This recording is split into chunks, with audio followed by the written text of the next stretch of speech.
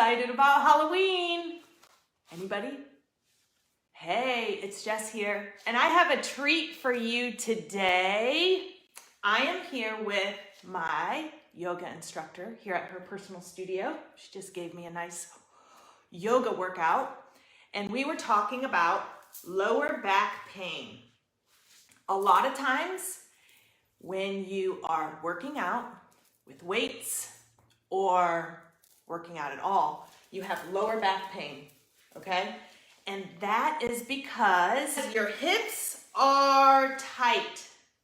So Miss Stephanie is going to show us 3 exercises you can do to loosen up your hips and help with your lower back pain, okay? You in? Good. All right, here's the first one. She's gonna explain it to you, and I'm gonna do the moves, okay? Here we go. Okay, so guys, you're gonna lay down on your back and go ahead and relax. And we're gonna do 3 moves today. So the first one, well, let's start actually by hugging your knees into your chest and give yourself a nice big hug. It's really important to give yourself some love and hug yourself. And then you're gonna go ahead and extend your right leg straight out, or left leg, that's fine too. And pull your right leg into your armpit and kind of move it out to the right a little bit there. And kind of get nice and limber and breathe into any areas that you feel any pain, and exhale through your nose. And even if you need a cleansing breath, you can exhale it out. And it'd be a really great idea if you hold this pose for about 1.5 minutes to really loosen up your hip. So she said 1 minute and 30 seconds. Hold it. Inhale. And exhale. Yes.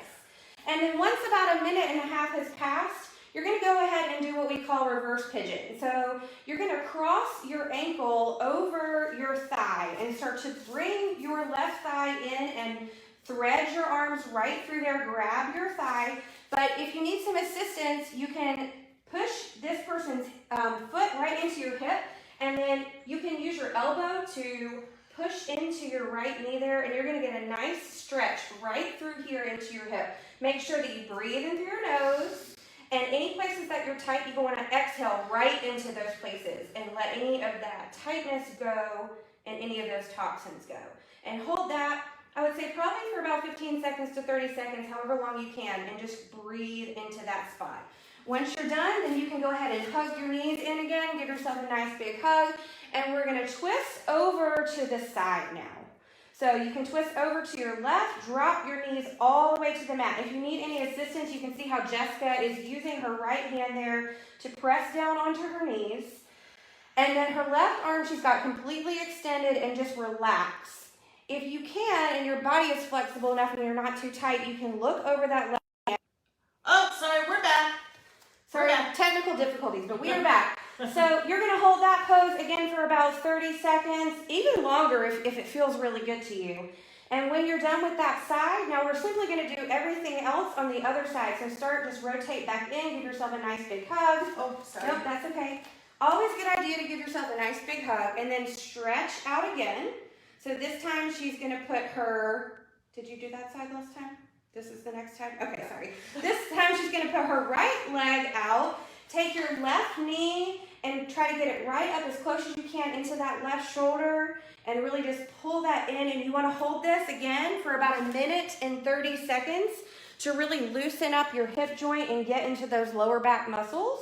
And just continue to breathe there. Again, if you feel any tightness, which you probably will, you want to inhale and then exhale. Let any of that tightness go. Again, you can take a cleansing breath and exhale out through your mouth, or just in and out through your nose, whatever feels comfortable to you.